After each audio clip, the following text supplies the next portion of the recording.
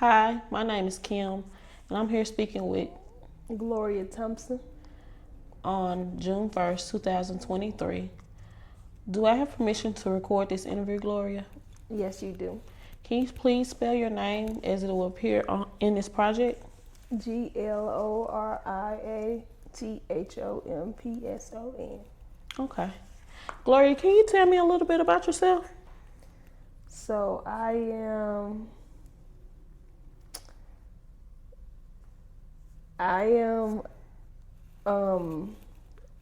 a teacher. I work for a nonprofit organization for JPS, Jackson Public Schools. I also work for Operation Shoestring, and I deal with a lot of children on a daily basis. I'm also a creative. I'm an artist. I do art and explore how art can strengthen a community. Okay. And what makes you so unique? What makes me so unique is that I have a strong passion for not only people but for art, and I feel like with being able to inspire youth with art, it can bring a change in our surroundings. Okay. Gloria, I don't think you mentioned your age. Could you tell me your age? I am 26 years old. Okay. Can you tell me about how you grew up? Who raised you and how they raised you? I grew up in a pretty healthy family relationship with both parents, my mom and my dad. Pastor's kids, so that means most Sundays, Wednesdays, and Fridays and Saturdays we were in church. My mom was very active in my life as a child. She basically taught us preschool and all that before we got into grade school, and my dad was very, I guess, delivering father. He never let us go without anything. So Okay. Did you grow up in Jackson? we grew up in Jackson. Yes, we moved around a bit, but ultimately a majority of my life has been in Jackson, going to JPS schools and things like that. And when you say you moved around a bit, could you explain it to me? So we moved around a bit. So we started off, my earliest memories can be in Mount Olive, Mississippi.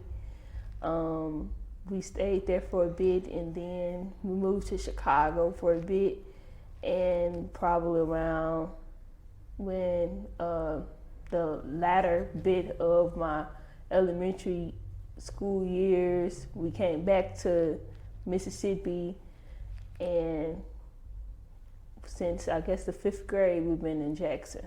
Since my 5th grade, I've been living in Jackson. Okay, and you said you stayed in Chicago. Could you compare Chicago to Jackson in any ways? Not necessarily. I think it's just two totally different places. It's two totally different experiences. I really can't. It's really no comparison per se. I really can't compare it. Okay, I understand. Okay, you said you moved back to Jackson in about the 5th grade. Can you describe what that was like moving back to Jackson? Well, we moved to Jackson. This was our first experience in Jackson because we came from Mount Olive, and it was very new because when we were in Mount Olive, it was a smaller town. Most people knew each other. It was a great community, so we were so ready to leave from Chicago, Illinois, just to go and live back here in Mississippi. But once we moved to Jackson, it was kind of different. Neighborhoods was a little bit different, and we had different rules on everything. And like as far as when we were in Mount Olive, we can go and we could be over our neighbor house, and we can go next door, and we could be over Auntie Ann's house, we can be up the block. And it wasn't, a problem. But when we moved to Jackson, it was a little bit different. My mama didn't necessarily trust us to be everywhere. we was kind of a little bit more sheltered. We didn't go over that many people's house. We kind of stayed connected with just us as a family, and then our church community and things like that. It was kind of a different experience because Jackson was a little bit more. It was just a little bit different than what I was used to, especially going to the public schools, coming from like the schools I did go to in Chicago or at the outskirts of Chicago. You know, we kind of was a little bit more fast paced than Jackson and less behavioral issues, things like that. Okay, and I don't think I asked this question, but could you tell me the reason for the moves? Was it your parents' jobs? Was it? I guess you could say that. My dad was a truck driver, and I think we moved the first time we moved to Chicago, because we moved back and forth a lot. The first time we moved was because my mother had to take care of my grandmother and be there during her passing. And then we moved again because my dad was looking for work. He was a truck driver going back and forth, also being a preacher at that. But truck driver moving back and forth, so we moved. So when he would leave for long periods of time, my mom could have help with us, the siblings, because there's 6 of us in the household. So moved to Chicago with our grandmother so she can help with the kids, and then came back once my dad saved up some money so we can purchase property, because property is a little bit more accessible down here in the South. Okay. Of all the memories or the stories that you had from your childhood, could you tell me one that stood out more so than the other? And why do you think that story stood out? I think the number one story I can really think of as far as memories in childhood is me being so close with my siblings and me being so close with my family. Like, we used to have family nights, and we used to all pile in my parents' bed, all 6. So it was 8 of us in one bed. So we foot to toe. Toe to head to everything, trying to cram into the bed on like Wednesday nights, or whenever Grey's Anatomy came out, because we was all, not even that we all like Grey's Anatomy, I just think that we all like to be just super close and on top of each other. And that was it. That's a great memory that's always stick out when I think about, you know, my family and growing up and other things like that, because we moved around a little bit and my parents kept us pretty sheltered. We didn't really have friends outside of us. So a lot of parties and a lot of things we did was a collective of the family. Okay. Do you have any children? I don't have any children. Okay, so we're gonna do this interview on a teacher aspect. So could you tell me your experience of becoming a teacher of many children? So my experience becoming a teacher, I knew for one that I wanted to inspire people. Ever since I was younger, I knew I wanted to work in nonprofit. I didn't know what that was, but I knew I wanted to work in nonprofit and be able to inspire people. So when I first got into the job I currently am at, with those students, it's partnered with JPS, but it's also a nonprofit, and it just aligned with exactly what I wanted to do. I was working at another place where I was actually like a party host for like kids' birthday parties. And it's the crazy thing is like, if you ask anybody, they'll say, you know, yeah, Gloria don't like kids, but at the same time, kids are always attracted to me. And some reason why I'm always trying to entertain kids, even though I say I don't like them, even though I say, yeah, I don't deal with them. I'm still was a party host, and then I came straight into working in a nonprofit partner with JPS schools. So I had to help older kids, get jobs and, apply for college and different things like that. And then got another job as well with working with fifth graders at Operation Shoestrings, and it just was, a very enlightening experience. I started working in the summer where, the kids a little bit more wild, but I got to teach them art, and just to see the light in their eyes once they learn something new and be able to repeat it back to you is like the most satisfying thing ever. I didn't know that it's something that you probably didn't know that you need until it happens. Okay. So you're an art teacher here at Operation Shoestring? Yes, I teach BAM, which is Bailey Avenue Arts Movement. Okay. So I teach that to the kids. Okay. And what does a typical day of Bailey Arts? Well, the typical day with that is, during after school is kind of different. We come from school, we get them settled and make sure they get their homework done, and then after that, I get to introduce them the activity. And the thing about me is I have gotten a lot of conversations to me because as far as my classroom management skills, it's kind of different. But I like my classroom a little bit loud. I like us to be able to have fun. So sometimes I go in and I always start off like a lesson doing something funny or saying something fun or engaging them some type of way. And they get all out laughing and stuff like that and get connected. But it allows them to be more open to whatever I'm teaching.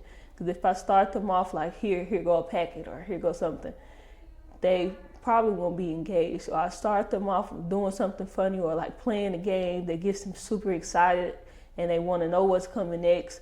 And then after we do that, we do the activity. Then we have a little cool down. Most of the time I talk to them and I ask them like, what did you take from this? Or I probably repeat the lessons that we learned during the lessons that we learned during that day and see if they retain the information. And majority of the time they do. And anytime a supervisor manager comes over and say something like, what are y'all doing? They tell them exactly what they just learned to the T. Okay. And with you teaching the kids, who do you feel like supports you in your role as a teacher? To be honest, I feel like the most support I get is from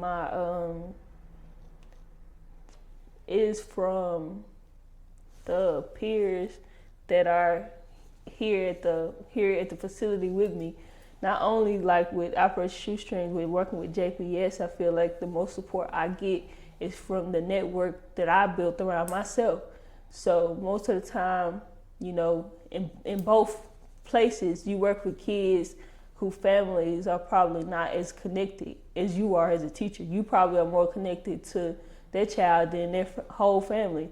So in order for like them to continue to come to school or be in your program, they might need simple things like I had some children that couldn't get back and forth. She didn't have proper clothes, didn't have proper this. So I reached out to my network of people that I build around me, my support system, which is not only my parents, my people from the church, my friends, and the facility, and they always are there to support me in those efforts. Okay. I know you work with kids, and you told me how you've grown up. How can you compare a little Gloria to a little kid that you're teaching these days? I can give a very specific example. I have a child that I work with that I relate to so much, but I can't tell them that because they're gonna think that I like them or something. So I'm just playing. But I have a child that I connect with a lot, and most of the time, I could see myself in her because she's very unique. She's different. She doesn't like everything that everybody likes. She's not a girly girl. She don't mind getting dirty or like getting her hands in paint. And I remember this when she first walked in, she always kept saying she can't. And I was like, yes, you can. Don't tell me that you can't, just try. And that reminded me of myself, because especially like in 5th grade, you have like identity issues. Like it's like when right before middle school, you still trying to be cool, you still trying to, but at the same time, you trying to wonder why you need to be like these people. You have a lot of questions that's not answered, which she did. And most of the time in 5th grade, that's that idle time where you need to be supported in whatever you're gonna do. Because if it's a yes or a no, you probably can work on it in middle school, and by high school, that's what you're known for. But I said, yes, you are good. You can do this, you can do this. So she tried, and it was so crazy. By the end of the school year, like she had her little drawing book where she used to draw and hide her drawings. And she was so excited by the end of the school year to show me what she creates. She draw on napkins. She get in trouble all the time for drawing on the desk. But that was me, so I couldn't be too mad at it. And I bought her a whole pack of canvases on the last day, and just to see her light up in the eyes, she's like, I'm an artist. Look, I'm gonna use all this. And I was like, so excited, and that just reminded me exactly how I was. I had people to believe in me just like that. I think my first art thing I probably got was from a sibling, for like Christmas or a random day or something like that. And it was just something that they saw me dribbling. I had a whole bunch of notebooks where they just saw me dribbling in, and one day they just bought me like a whole thing of crayons and a pad to draw in. So I think, that connection that I see in her is the same connection I can compare to myself. Okay. Do you see any difference in or similarities in the way you were raised and the way kids are raised now? I see more so differences than there is similarities, because the difference I see is it's a lack of connection that you have with your parents or just your community. It's like people don't care about respecting the community. People don't care about respecting themselves or other people or the elderly. It's like a lack of connection. It's like you only care about yourself. Some parents or other people in the community don't care about who's next door. They just care about whatever they got going on. They don't reach out to the people that's around them just to make sure they're okay anymore. Like friendships are not taken for granted. Like I can see this as a teacher. Like in 5th grade, I would not budge if I had a friend. I'm not snitching. I'm not saying. We're friends. We're buds. And to the end of the day, if we had an argument, we're gonna be friends the next day. But these kids, sometimes the value in friendship is different. It's like they don't value each other anymore. They feel like, friendship is easy as a block on Instagram or a block on TikTok, I guess. So let me ask you this. Can you explain or can you describe what may have caused the disconnection? Yeah.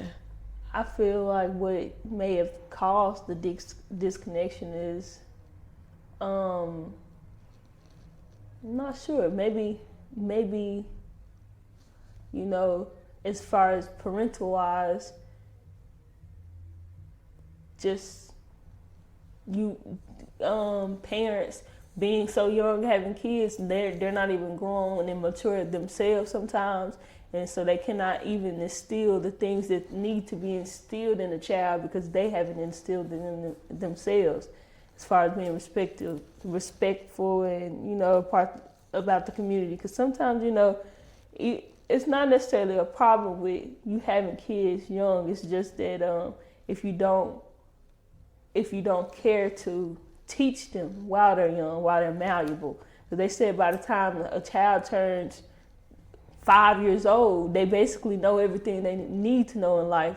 And instead of parents, connecting like my mom did, connecting with me when I was younger, and a lot of parents, it's not really, it's a trend not to be a stay-at-home mom, and that's cool, I don't want to speak too much on that, and it's kind of okay for the mom to be working and the dad to be outside the household, and with that just generates a new set of kids. So I don't have my parent that supports me to tell me that I can and cannot do certain things.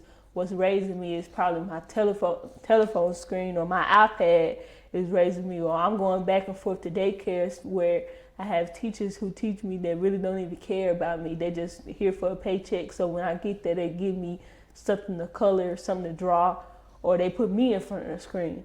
So their lack of emotional connection with people is kind of like not there anymore. It's disconnected.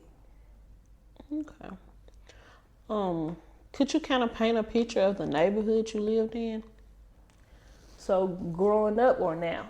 Growing up. So growing up, the neighborhood I lived in, it's kind of outskirts of Jackson. Right now is what they consider Byram. Pretty quiet neighborhood. As far as the community is concerned, the community was, they're not necessarily the community that would look out for each other, but at the same time, this is a community that'll look out. We had this one nosy lady that'll walk up and down the street, and she'll tell every time, she sees something different.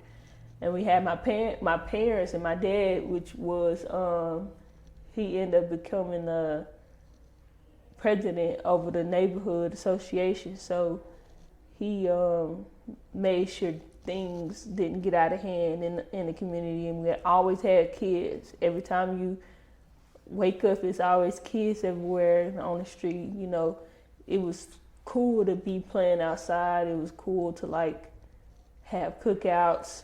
We had a little pool in our backyard, so we always invited people over to come. That's how my neighborhood was when I was growing up. Okay. Describe it now, the neighborhood you live in now. So now I live in West Jackson, so this is a little different. I live probably 2 inches away from Jackson State, and it's not necessarily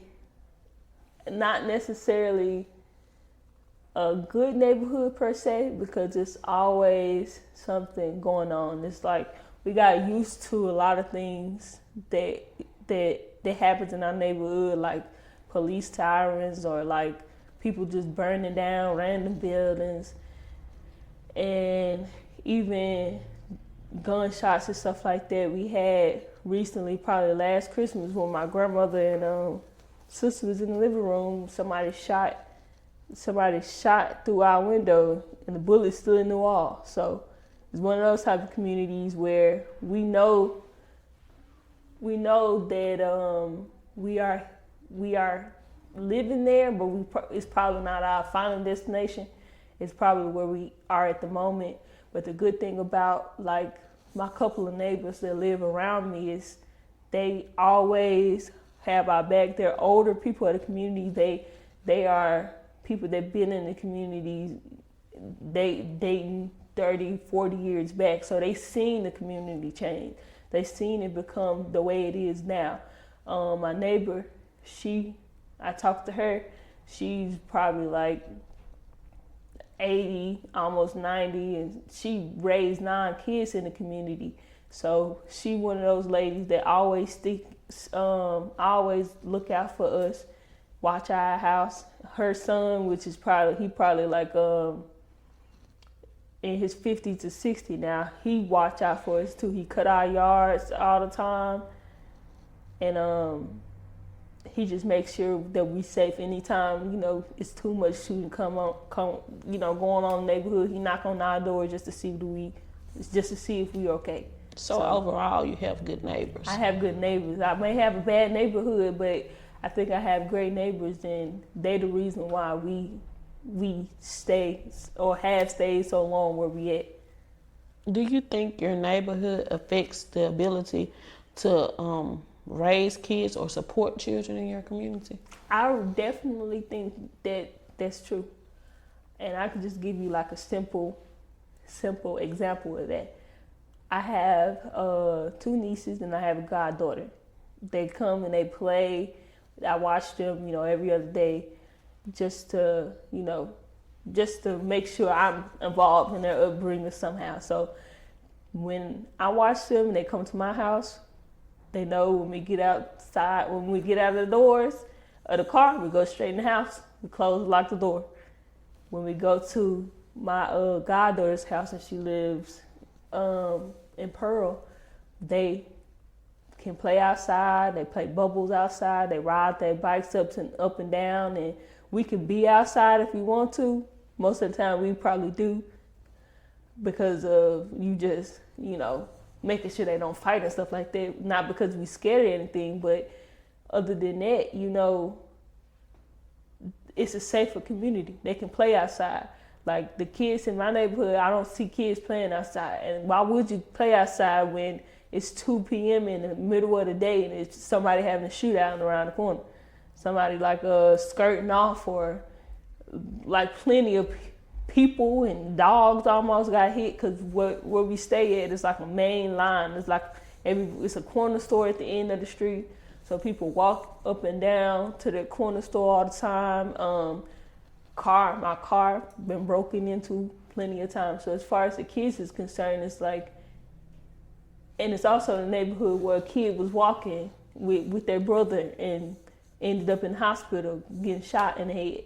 I don't know if they passed or whatever, but it's the type of neighborhood where like, just because you live there and you be there, you can become a victim of violence or crime and stuff like that. So I think it makes you feel unsafe, make you feel like you always have to watch your back. But it also puts this type of downwards pressure on you. And I think that the kids feel it too, because it's right down there from Provine. And I got a couple friends who taught at Provine, and it's just the difference in that community. And when teaching at Merle, it's like they live in a different community, and it's maybe still a part of Jackson community, but it's different communities. And just in this one, that downward pressure makes the kids feel like they can't do as much. It's like they look outside their window and they see their surroundings and they put a limitation on themselves, and they feel like they can never be great, or they can only be as good as their surroundings. And I feel like that just negatively affect them in a way. Okay. And I think you kind of touched on some of this. What are some ways that you've adapted to the challenges that you encounter in your community? Some of the ways I adapted to the challenges in my community is, like I said, I had to become more aware. I came from just the other community outside, right on the outskirts of Jackson and Byron, where we didn't have to lock our doors in our car. Now, my car got broken into twice. I know how to lock my doors in my car. It's almost like an instant.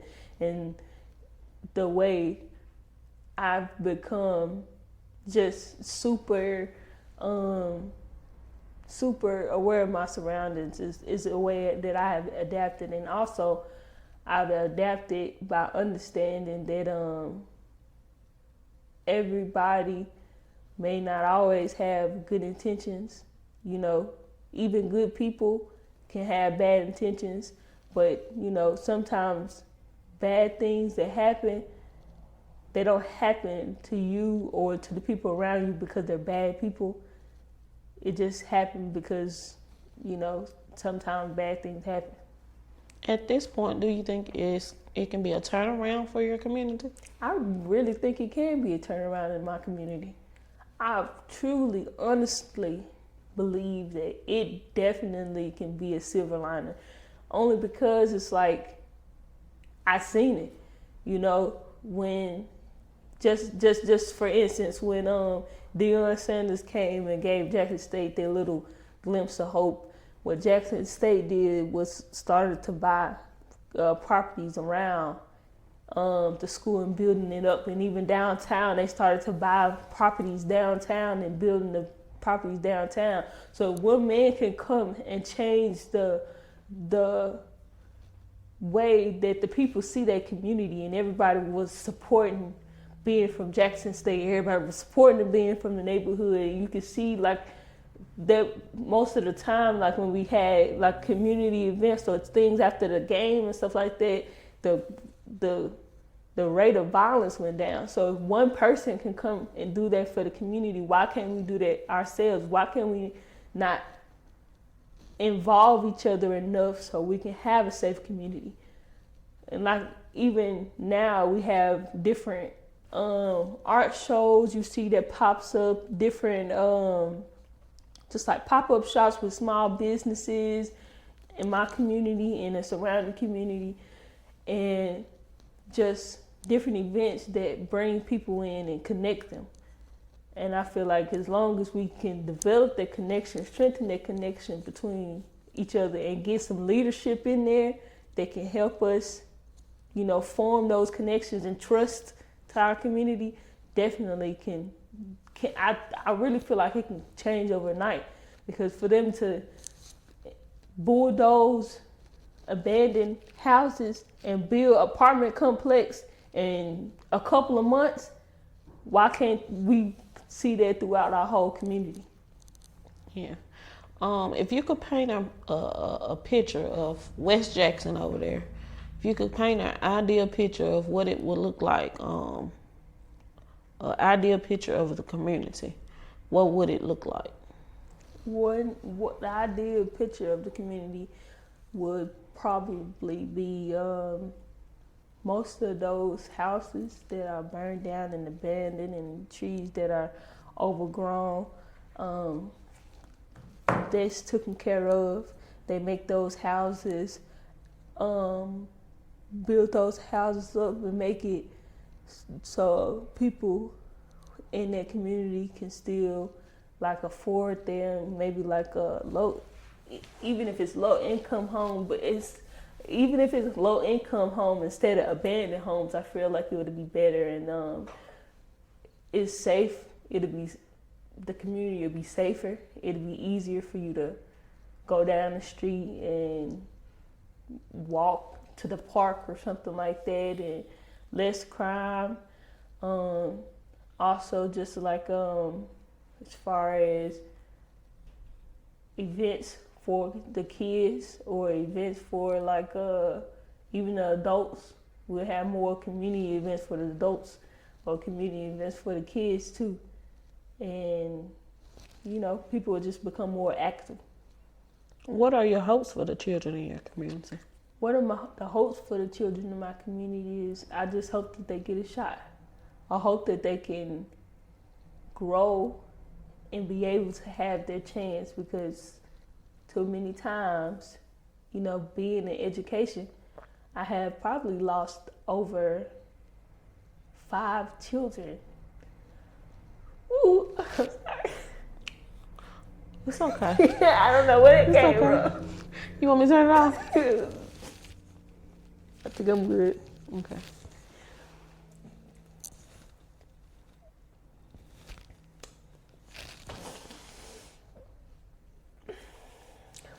Kids lose their life to gun violence. So, you know, I feel like I just want them to have a shot. I want them to be able to get whatever they work for, not handouts per se, but to get whatever they work for, and it not be stopped for people doing crazy stuff, or, you know, it to not just be stopped or abruptly, like, taken away from them just because they had to grow up in this type of neighborhood. That's all. How do you predict that parents or teachers or caretakers of children will be raising children in generations to come? I don't know. To be honest, how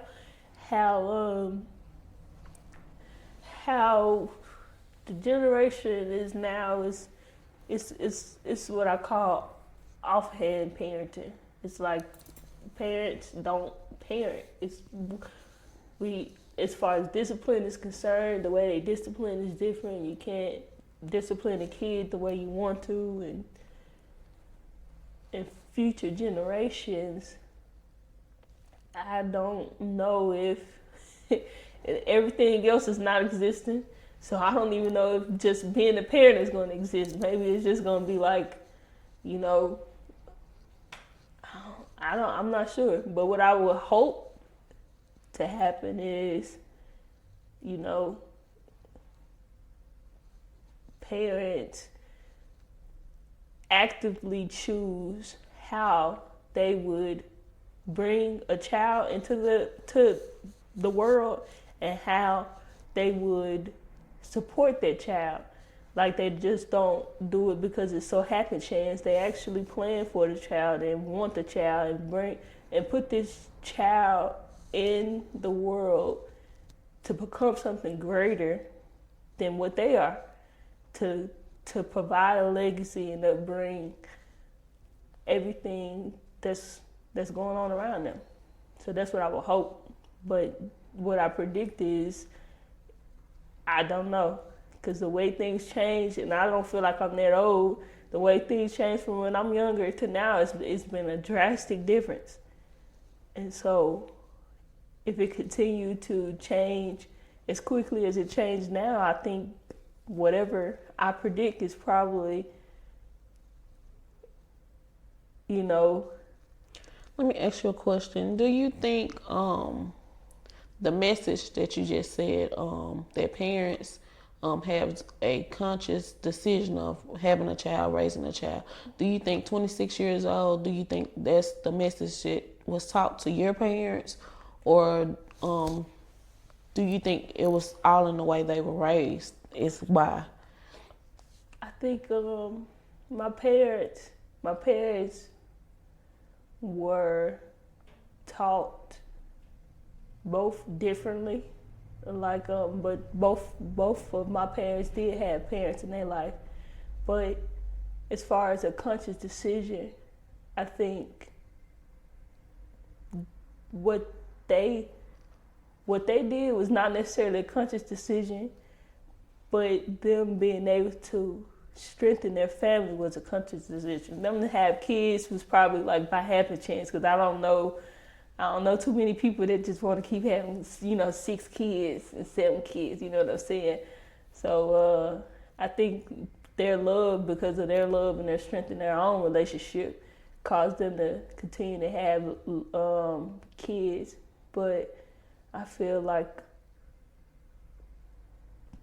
me understanding the consciousness is because I have seen, a lot of kids been, I guess, born without people really taking into consideration what it takes to raise a child. Like, a lot of people think it's easy. And I have even some of my peers who have actively tried to get, bring kids in this world without like a proper support system. Like, you don't have anybody around to support you, but you said that you want this kid because you want somebody to love you, and that's improper reason to have a kid. If you want to have a kid, you need to be able to support that child, because it's not about you no more. It's not about how you feel. If you're sick, you still have to get up and feed that child. You can't just want a child and after they turn 2 or 3 out of that little kitty stage that you like when they was a baby, you don't want them no more. So I feel like the consciousness of having a child, that idea developed from what I'm seeing constantly now, or I'm experiencing constantly now. But as far as what my parents did, they instilled family within family. They instilled the importance of family. They instilled the importance of having a father, an active father in the home. They instilled the importance of having an active mother in the home. They instilled the importance of having a connection with your brothers and sisters, knowing your brothers and sisters, even if you did have a brother or sister that's not necessarily from the same mom or from the same dad. You still got to have a connection with them. You still got to make sure that they understand that throughout everything that happens in the world, your people is all you got. How do you think we can get that message out to people to make conscious decisions and to make conscious decisions? I feel like the way we can get that message out is just by allowing people who didn't make that conscious decision to speak. Most people learn from other people's mistakes.